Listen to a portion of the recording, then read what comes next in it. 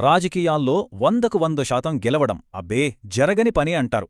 కాని 2024లో ఒక పార్టీ చేసి చూపించింది. అదే Janasena party. AP assembly, Lok Sabha ఎన్నికల్లో పోటీ చేసిన ప్రతి చోటా గెలుపే. అసలు 5 ఏళ్లలో ఒక్క సీటు నుండి ఇలాంటి పర్ఫెక్ట్ స్కోర్కి ఎలా చేరారు? ఆ కథేంటో చూద్దాం రండి.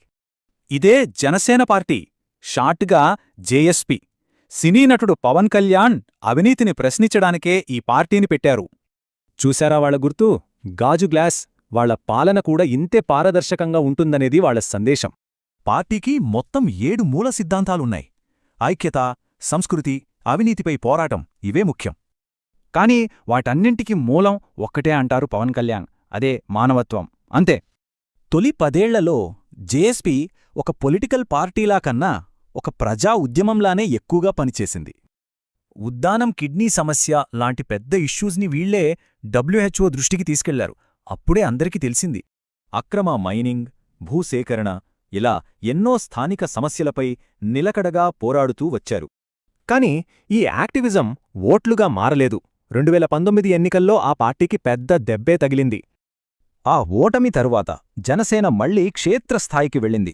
స్థానిక సమస్యలపైనే ఫోకస్ పెట్టింది. ఇక్కడే అసలు టర్నింగ్ పాయింట్. టీడీపీ, బీజేపీలతో పొత్తు పెట్టుకుని కూటమిగా ఏర్పడ్డారు. ఆ వ్యూహం భలే వర్కౌటైంది.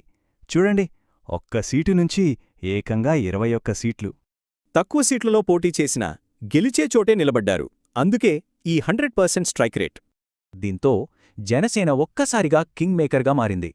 ప్రభుత్వ ఏర్పాట్లో వాళ్లది కీలక పాత్ర. ఆ పార్టీ వ్యవస్థాపకుడు పవన్ కళ్యాణ్ ఇప్పుడు రాష్ట్రానికి డెప్యూటీ చీఫ్ మినిస్టర్.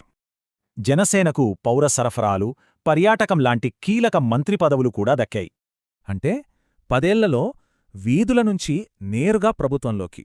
ఇది మామూలు ప్రయాణం కాదు. మరి ఈ అనూహ్య విజయం వ్యూహాత్మక పొత్తుల గురించి రాజకీయాల్లో కొత్త పాఠాలు నేర్పుతోందా?